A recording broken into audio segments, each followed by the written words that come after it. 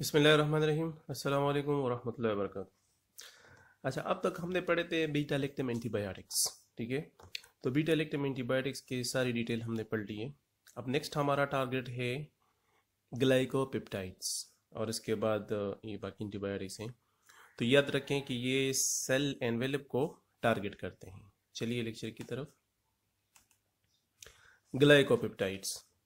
Glycopeptide क्या चीज़ है? Glyco means sugar and peptide means proteins. ठीक है, अच्छा जी। Glycopeptides are antibiotics which have sugar moieties attached to them. Vancomycin and Telavancin are two members of this group. तो मतलब इस main हम इसको डिस्कस करेंगे, ये दोनों antibiotics Vancomycin and Telavancin. Intact glycopeptides are poorly absorbed in gastrointestinal tract, so these agents must be given intravenously to treat stomach infection. कि हम क्या करेंगे कि जीआईटी में ये एब्जॉर्ब अच्छी तरह से नहीं हो सकते, तो इसलिए हम इसको थ्रू इंजेक्शन आईवी, आपको पता है आईवी आईएम क्या चीज़ है, इंट्रामस्कुलर एंड इंट्रावेनस। अच्छा जी। They are extremely large which prevents them from passing through porins in the outer membranes of gram negative bacteria. कि ये बहुत बड़े बल्कि होते हैं, नेक्स्ट स्लाइड में आपको देखेंगे इंशाल्लाह। लेकिन तो इसी वजह से ये ग्राम नेगेटिव के साथ इंटरेक्ट नहीं कर सकते। Thus their activity is restricted to gram positive.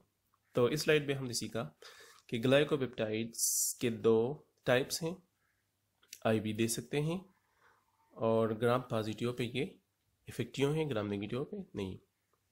अच्छा, यहाँ पे देख लें कि ए है और बी, तो इसके स्ट्रक्चर ज़रा कम्प्लेक्स है, तो लेकिन इसमें आप डिफरेंस देख लें कि ये जो टेलेवेंसिन है तो इसमें ये अमाइनो ग्रुप एक एक्स्ट्रा है।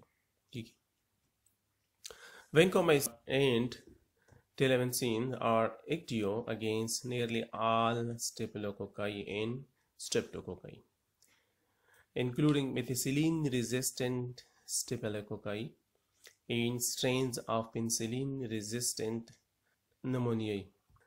Susceptibility among Enterococci is variable.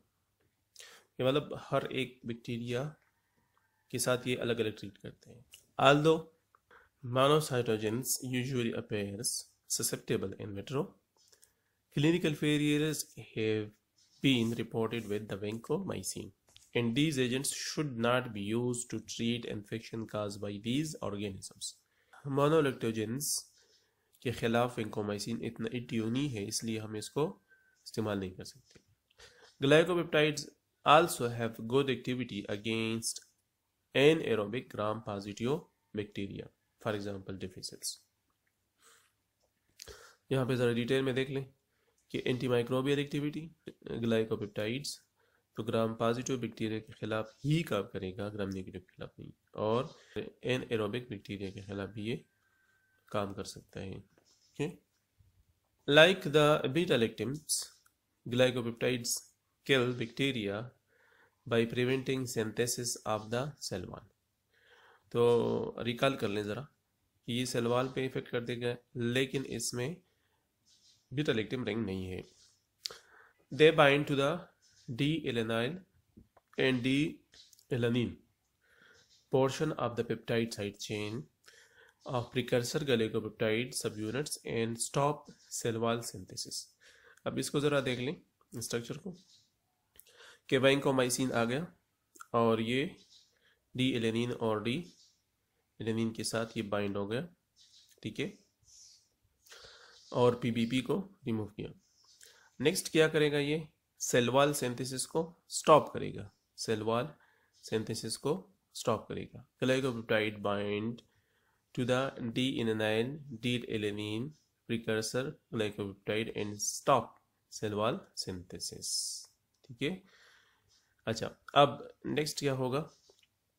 दूसरी सूरत में कि some enterococci encodes genes that modify the structure of the glycopeptide of the peptidoglycan precursor, such as the D-alanyl-D-alanine dipeptide is changed most often to D-alanyl-D-lactate।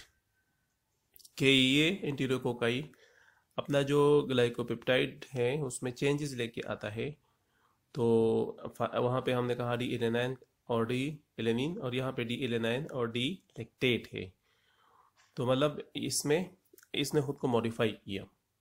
तो फिर क्या होगा, glycopeptides are no longer able to recognize and bind to these altered precursor. कि ये मतलब bacteria ने खुद को अल्टर किया, तो उसकी वजह से ये जो वैंकोमाइसिन है वो बाइंड नहीं हो सकता। है इसमें देख ले ज़रा कि पीपीपी तो है, वैंकोमाइसिन अटैच नहीं हो सकता। यहाँ पे थोड़ा सा देख लें कि ये कन्फर्मेशन इसकी चेंज हो गई। ठीक है, तो फिर ग्लाइकोपेप्टाइड चेन जो है वो बनेगा कि बैक्टीरिया सेल वॉल बनेगा और बैक्टीरिया मरेगा नहीं। Unfortunately the gene clusters that encode this activity in Enterococci are transferable, increasing frequency of the resistance is also found in Staphylococci। के हॉरिजॉन्टल जीन ट्रांसफर या मतलब थ्रू वेरियस मींस जो है ये बैक्टीरिया एक दूसरे को ये रेजिस्टेंस ट्रांसफर कर सकते हैं। तो यहाँ पे अब दोबारा देख लें थोड़ा सा कि वैंकोमाइसिन बाइंड नहीं किया, तो उसकी वजह से पेप्टाइड बन रहे हैं। तो can not stop synthesis of cell wall, कि जब सेल वॉल में वो मॉडिफिकेशन कर ले, फॉर एग्जांपल एंटेरोकोकाई, तो ये बाइंड नहीं हो सकता। अब आते हैं एग्जांपल्स की तरफ। इनकी दो एग्जांपल्स हैं।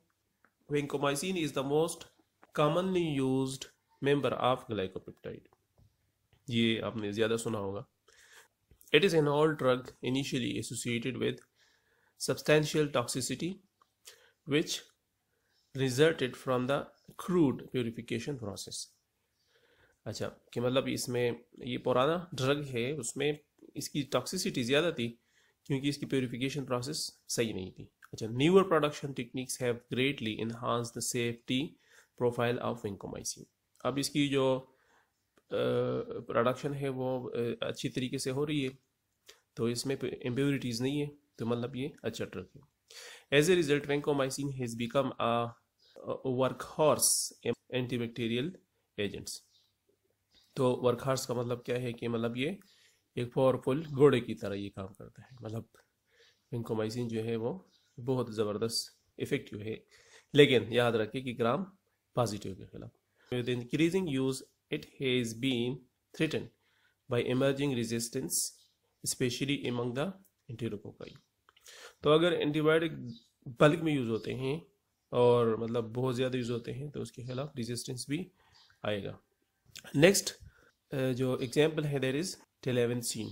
टेलावेंसिन is derivative of vancomycin which with a lipophilic decyl amino ethyl side chain added to the peptide core which classifies it is a lipoglycopeptide. इसमें तीन चीज़ आएगी, lipo lipid, glyco sugar, peptide proteins.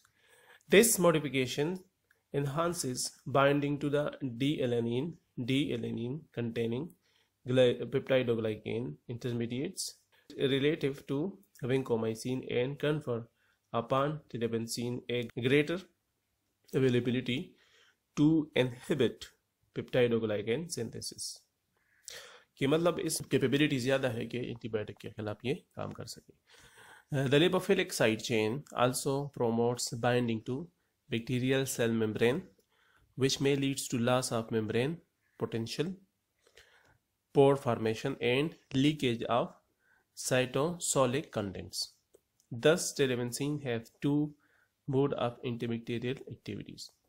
कि एक यहाँ काम करता है, ये एक लिपोफिलिक है साइड चेन, जिसकी वजह से बैक्टीरियल मेम्ब्रेन जो है उसको डिग्रेड करता है। वो दूसरा जो साइटोसोल मीन्स कि जो साइटोप्लाज्म है उसमें जो कंटेंट्स हैं तो उसको लीक आउट करता है। तो ये दो तरीके से बैक्टीरिया को नुकसान पहुंचाता है। एक तो सेल वॉल सिंथेसिस को स्टॉप करता है, दूसरा इसके साइटोसोल को लीक आउट करता है। ठीक है, telavancin is approved for the treatment of complicated skin and skin structure infection. ये स्किन इन्फेक्शन में ज़्यादा इफेक्टिव है। आज के लिए इतना काफ़ी है, कल इंशाल्लाह फिर पढ़ेंगे। तो इसको थोड़ा सा रिकॉल कर लें कि हमने पढ़ा बीटा-लैक्टेमेज, बीटा-लैक्टेमेज के बाद ग्लाइकोपेप्टाइड्स के में 2 एग्जाम्पल हैं और उनकी प्रॉपर्टी ने पढ़ लिए। कोई आपके क्वेश्चन हो तो बेशक आप इसमें कमेंट्स में ज़रूर क्वेश्चन पूछ लें, मैं कोशिश करूँगा इंशाल्लाह इसका जवाब दूंगा। Thank you very much. अल्लाह हाफिज़।